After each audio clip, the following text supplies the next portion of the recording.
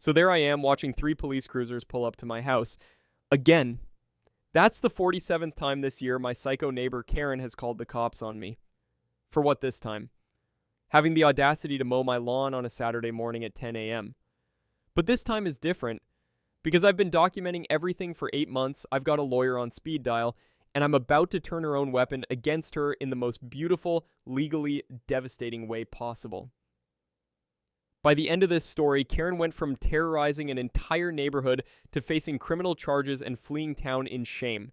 And it all started because she couldn't handle the sound of a lawnmower. Let me take you back to when this nightmare started, because understanding my journey makes Karin's downfall even more satisfying. I'm Jake, 28 years old, and buying this house was the culmination of 6 years of sacrifice. Living in cramped apartments, eating ramen for dinner, driving a beat-up Honda. Also, I could afford my own piece of suburban paradise. This house wasn't much, a modest 3-bedroom ranch in Maplewood Heights, but it was mine. After years of thin apartment walls and nightmare landlords, I finally had a place where I could paint the walls any color, have friends over without noise complaints, and just breathe. I'll never forget getting those keys. I called my mom crying. Happy tears, you know? After years of working 2 jobs and saving every penny, I'd finally made it. The neighborhood seemed perfect. Tree-lined streets, well-maintained homes, the kind of place where kids ride bikes and neighbors wave at each other. I should have known it was too good to be true. Because my next-door neighbor was about to turn my dream home into a living nightmare that would make national news. Moving day was a Saturday in March. I'm hauling boxes, sweating, excited about starting my new life when I meet her. Karin Thompson, 52 years old, perfectly manicured lawn, house painted in that aggressive beige that screams HOA compliance, and the kind of smile that doesn't reach your eyes. She walks over with this plate of chocolate chip cookies, warm, homemade, the whole suburban welcome wagon performance. "Welcome to Maplewood Heights, Jake," she says, all southern charm and fake sweetness. I'm Karin, your next door neighbor. I've lived here for 12 years, and I just adore how quiet and peaceful our little community is. Right away, she's telling me about the neighborhood standards. How the Johnsons across the street are lovely people, but their teenage son sometimes plays music too loud. How the Patels next door are sweet, but their sprinkler system runs too early. Even in that first conversation, she had complaints about literally every neighbor, but I figured, hey, maybe she just cares about the community. But within 3 days, I started noticing the stairs. Every time I came home from work, there she was, positioned at her living room window like a sentinel. Every time I got my mail, she'd suddenly need to tend to plants right by our shared fence. By the end of the first week, I realized she was taking notes. Literally. I saw her with a little spiral notebook, documenting when I left for work, when I came home, who visited me. She was conducting surveillance on my daily routine like I was a suspect in a crime. And that's when I got my first taste of what living next to Karin Thompson was really going to be like. The first complaint came exactly 1 week after I moved in. I was organizing my garage, unpacking tools, just normal, new homeowner stuff. It's 2 p.m. on a Tuesday, beautiful spring afternoon. I've got the garage door open, listening to some classic rock at conversational volume while I sort through boxes. Suddenly, Karin materializes at the edge of my driveway like she'd been waiting for this moment. "Excuse me, Jake," she says, but her tone is anything but polite. "Your excessive noise is disrupting my afternoon programs. I watch my soap operas at this time every day, and I simply cannot hear them over your music." I look around confused. My music isn't even loud. I can barely hear it over the sound of moving boxes. My nearest neighbor besides Karin is 50 feet away. So I say, "Oh, I'm sorry, Karin. I didn't realize it was bothering you. Let me turn it down." But she's not done. She crosses her arms and gives me this look like I'm a misbehaving child. "And another thing, that work truck of yours." She points at my Ford F-150, which is clean, well-maintained, and parked in my own driveway. "This is a residential neighborhood, Jake. Commercial vehicles aren't supposed to be parked here overnight." Now, I know this isn't true. I researched the HOA rules before buying, but I'm trying to be a good neighbor, so I say, "I'll look into the regulations, Karin. Thanks for letting me know." She gives me this tight smile and says, "I'm sure we'll get along wonderfully as long as everyone follows the community standards." That phrase, community standards, I'd hear it a lot over the next year. It was Karin's code for do exactly what I want or face the consequences. But I had no idea how far Karin was willing to go to enforce her twisted version of community standards. 3 weeks later, I decided to have a housewarming party. Nothing crazy, maybe 15 friends, burgers on the grill, some music, celebrating my new home. I was actually considerate about it, left a note in Karen's mailbox 2 days beforehand, gave her my phone number in case the noise was an issue, even invited her to stop by. The party was perfect, friends from work, college buddies, my cousin drove down from Portland, we're playing cornhole in the backyard, grilling burgers, having normal adult conversations. Music was at conversational volume. You could talk normally without raising your voice. Everyone was respectful, nobody was drunk and disorderly, just a regular Saturday evening house party ending at 10 p.m. At 8:30 p.m., not midnight, not 2 a.m., but 8:30 on a Saturday night, there's a knock at my front door. I open it up and there are 2 police officers standing there, Officer Martinez and Officer Chen, both looking slightly apologetic. "Evening, sir. We received a noise complaint about this address. Mind if we take a look around?" I'm confused but completely cooperative. "Of course, officers. Is everything okay? Did I do something wrong?" They walk through my house, check out the backyard. Everyone's being normal. No loud music, no shouting, just people enjoying themselves at a reasonable volume. Officer Martinez pulls me aside. "Look, honestly, this seems like a completely normal house party. Nothing excessive here. Maybe just keep the music at this level or slightly lower, and you should be fine." "Can I ask who called it in?" He glances over at Karen's house where I can see her silhouette in the window, watching our entire interaction like she's studying us. "We can't say officially, but just keep things reasonable, okay?" As the officers leave, I walk over to the fence line. Karen's suddenly very interested in watering her petunias at 8:45 p.m. "Hey, Karen," I call out. "Everything okay over there? You know, if the party was too loud, you could have just called me directly." She looks up with this innocent expression that didn't fool anyone. "Oh my, I don't know what you mean, Jake. I've been inside all evening watching my programs." But I could see it in her eyes, the satisfaction, the little smirk she was trying to hide. She'd just fired the first shot in what would become an 8-month war. That's when I realized this wasn't about noise levels or community courtesy. This was about power and control. And Karen had just shown me she was willing to weaponize the police to get it. The second police call came exactly 1 week later. I was mowing my lawn at 10 a.m. on a Sunday morning. Perfect spring weather, half the neighborhood is doing yard work, completely normal Sunday activity. I'm using a standard electric mower, not a gas-powered monster, just a quiet electric model. 20 minutes into mowing, 2 different officers show up. Same routine, noise complaint. Officer Davis gets out of his patrol car and immediately looks confused. I'm mowing my lawn while 3 other neighbors are also mowing theirs, leaf blowing or using power tools. "Sir, we got a call about noise disturbance, but..." He gestures around at the obvious normalcy of Sunday morning yard work. That's when I knew. Let me guess, Karen Thompson called it in? He can't confirm officially, but his expression tells me everything. Call number 3 happened 2 days later. I had licensed contractors installing new gutters, during business hours, on a Tuesday, with proper permits. Call number 4. My golden retriever Rex barked twice when the mailman came by. 2 barks, 5 seconds total, normal dog behavior. Call number 5 is suspicious activity. I came home from work in my work truck. By month 2, I started keeping a detailed log because the police visits were becoming surreal. Karen called about my security light being too bright. It's motion activated and points toward my own driveway. She called about excessive visitors when my mom came for dinner on a Wednesday. She called about my trash cans being visible from the street on trash pickup day. But the most insane call, she reported me for grilling hamburgers because the smell was invading her property and creating a public nuisance. Officer Martinez shows up, sees me standing next to a small charcoal grill with 2 burger patties, and just shakes his head in disbelief. "Jake, I'm really sorry about this. We have to respond to every call, but this is..." He trails off, gesturing helplessly at my completely normal barbecue setup. That's when he told me something that changed everything.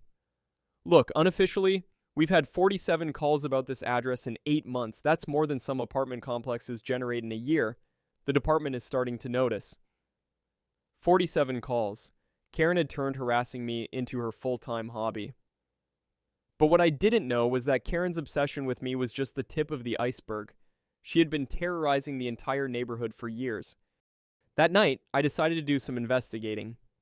If Karin was calling the police on me 47 times, what was she doing to everyone else? I started by talking to Mrs. Patel, the elderly woman who lived on my other side. What she told me was shocking. "Oh, Jake," she said in her soft voice. "Karin has been calling the police on us for 2 years. She reported our grandson for loitering when he was waiting for the school bus. She called about our sprinklers running at 6 a.m. We water early to conserve water during hot weather. Then I talked to the Johnsons across the street. Same story. She calls every time our son has friends over, claims they're disturbing the peace by playing video games with the windows open. She's reported our landscaping crew, our pizza delivery, even our cat for being unsupervised in our own yard." The college kids 2 houses down had their own horror stories. Karin had called the police on their study group for excessive noise they were reading quietly on their front porch. She reported their Uber drivers as suspicious persons casing the neighborhood. She even called 911 because one of them received a package delivery on a Saturday, claiming it was unusual commercial activity. But the most disturbing discovery came when I talked to the mail carrier. "Oh, that lady?" he said, shaking his head. "She's reported me for trespassing at least 6 times. I'm delivering mail to addresses on her street, but she calls it in as suspicious activity." That's when I realized Karin wasn't just harassing individual neighbors. She was conducting a systematic campaign of terror against anyone who didn't conform to her twisted vision of suburban perfection. Delivery drivers, service workers, neighbors, their guests, everyone was a potential target for Karin's police calls. I also discovered something else that would become crucial. Karin had been filing reports about fictional crimes. She'd called in multiple suspicious persons walking through the neighborhood, different descriptions each time, but security cameras from various houses proved these people never existed. Karin was literally making up crimes to get police attention. That's when I decided Karin's reign of terror was about to end, because I was going to use every legal tool at my disposal to hold her accountable. The next month was like preparing for the most important legal battle of my life. First, I contacted a lawyer who specialized in harassment cases. Sarah Chen, yes, same last name as Officer Chen, but no relation, and she was exactly what I needed. Jake, what you're describing isn't just annoying neighbor behavior. This is criminal harassment, abuse of emergency services, and filing false police reports. Each of those carries serious penalties. She walked me through filing a Freedom of Information Act request to get records of every call from Karin's address for the past 2 years. While waiting for those records, I started my own documentation project. I installed a comprehensive security camera system, not hidden cameras, but obvious ones with clear signage. I wanted everything documented legally. I started keeping a detailed log with timestamps, photos, and witness statements from every neighbor Karin had harassed. I even began recording my interactions with responding officers, with their permission. Most of them were actually supportive once they understood the scope of what was happening. 2 weeks later, the FOIA request results arrived, and what I found was even worse than I'd imagined. In just 2 years, Karin had called police 247 times, not just on me and immediate neighbors, on everyone within a 3-block radius. She'd reported a Girl Scout selling cookies for operating without a business license. She called 911 about a postal worker trespassing while delivering mail to houses on our street. She reported a pizza delivery driver as suspicious because he was looking at house numbers, trying to find the right address. She even called about an ice cream truck for creating a public disturbance by playing music. It's an ice cream truck. That's literally what they do. But here's the smoking gun. 23 of her calls were about completely fictional incidents. She'd reported break-ins that never happened, described suspicious vehicles with license plates that didn't exist, claimed to witness drug deals that multiple security cameras proved never occurred. My lawyer reviewed everything and smiled, the kind of smile that means someone's about to get exactly what they deserve. Jake, we don't just have a harassment case, we have multiple counts of filing false police reports, abuse of emergency services, and enough evidence for both a restraining order and potential criminal charges. Karin had spent 2 years using the legal system as her personal weapon. Now that same legal system was about to turn on her with devastating force. We filed 3 separate legal actions on the same day: a restraining order for harassment, a formal complaint with the police department about abuse of emergency services, and a criminal report with the district attorney about false police reports. Each action reinforced the others. The restraining order required a police investigation. The police complaint triggered an internal affairs review. The DA's report meant potential criminal prosecution. But I wanted to do this right. No vigilante justice, no revenge plots, just using the legal system exactly as it was designed to work. The morning we served Karin with the restraining order, I made sure to be visible in my yard, watering plants, acting completely normal. At 9 a.m. sharp, a sheriff's deputy pulls up to Karin's house. I could see Karin peering through her curtains, probably thinking another neighbor was getting in trouble. Then the deputy walks up to her door. I couldn't hear the conversation, but I could see Karin's face through her screen door. Confusion, then shock, then pure panic as she realized she was the one being served with legal papers. Within an hour, 2 detectives arrived to interview her about the false police reports. These were some of the same officers who'd been responding to her bogus calls for months. Now they were asking her to explain why she'd reported crimes that security cameras proved never happened. I found out later that Karin completely fell apart during the interview, started screaming about how I was the real problem, how the whole neighborhood was conspiring against her, how she was just trying to maintain community standards. But the detectives had everything documented. Every false report, every fictional crime, every waste of police resources, all backed up with video evidence and witness statements. The district attorney charged her with 12 counts of filing false police reports and 5 counts of abuse of emergency services. Each false report charge carried up to 6 months in jail and $1,000 in fines. The abuse charges carried additional penalties and potential restitution for wasted police resources. The restraining order meant she was legally forbidden from contacting me, approaching my property, or harassing me in any way. Violation meant automatic jail time. Karin had finally met someone who knew how to fight back using the same system she'd been weaponizing against innocent people. The change was immediate and dramatic. The harassment stopped completely. No more police calls, no more surveillance from her window, no more complaints about my normal daily activities. For the first time in 8 months, I could mow my lawn, have friends over, or grill dinner without wondering if patrol cars were going to show up. But the most satisfying part was watching the ripple effect through the neighborhood. Word spread quickly about what had happened. Other neighbors started coming forward with their own documentation of Karin's harassment.